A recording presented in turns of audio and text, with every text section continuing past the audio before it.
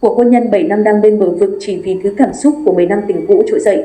Thực ra chưa bao giờ tôi từng nghĩ cuộc hôn nhân 7 năm với muôn vàn sóng gió đã vượt qua hết lại có thể kết thúc buồn bã như vậy. Tưởng là nắm tay bên nhau đến suốt cuộc đời, nào ngờ phải buông bỏ giữa chừng.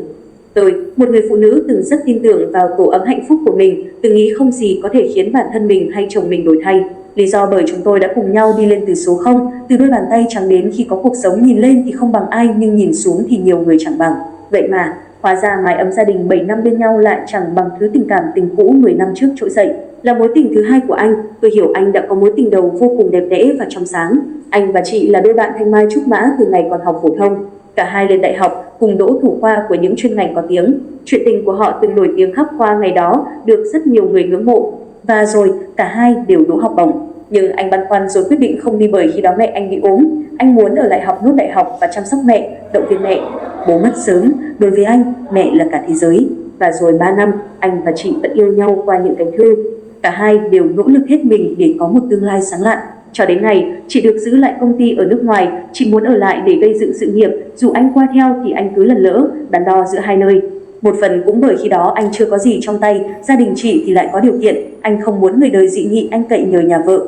1 năm, rồi 2 năm, mối tình 10 năm đã kết thúc trong tiếc nuối với nhiều nỗi niềm chưa nói của cả anh và chị. Nhưng khi đó, bởi cái tôi của cả hai quá lớn, không ai muốn gác bỏ sĩ diện nên đã quyết định chấm dứt tình yêu. 2 năm sau, anh là trưởng phòng nơi tôi làm việc. Nếu ngày xưa chị sâu sắc, dịu dàng thông minh thì tôi như là phiên bản trái ngược, hồn nhiên, vụng về nhưng chân thành. Anh là người quyết đoán và đồng hành cùng tôi trong mọi việc, là chỗ dựa vững chắc của tôi. Chúng tôi có con ngay sau đám cưới khiến gia đình hai bên đều phấn khởi.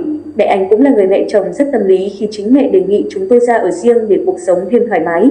Vợ chồng chúng tôi vẫn chạy đi chạy lại giữa hai nhà để chăm sóc mẹ. Cuộc sống có lẽ cứ thế diễn ra nếu không có sự trở lại của chị trong dự án mà chồng tôi chính là người phụ trách. Thực ra sau khi sinh con thì tôi đã chuyển công ty bởi không muốn anh khó xử khi có vợ làm việc cùng, với cả tôi cũng không muốn. Kiểu vợ chồng ngày gặp nhau mùng 8 tháng 10 tiếng ở công sở rồi về nhà lại ở cùng nhau. Câu chuyện người yêu cũ trở về, tôi tình cờ biết được khi nghe anh nghe điện thoại. Với sự nhạy cảm của một người ở bên cạnh anh 7 năm, tôi cảm thấy có điều gì đó bất thường ở khuôn mặt và lời nói của anh.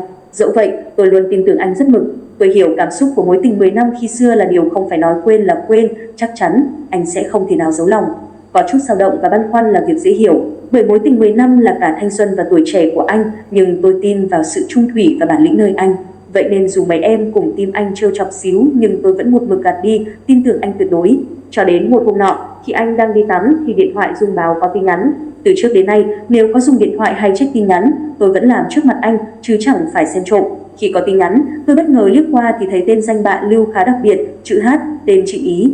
Tôi cầm lên đọc thì chết sững khi thấy loạt tin nhắn đầy yêu thương giữa họ, những câu chuyện trước kia với những nơi họ từng đi qua. Bỗng chốc mọi thứ như sụp đổ khi nhìn thấy loạt ảnh check-in tại khách sạn, trùng địa điểm mà anh bảo tôi là đi công tác.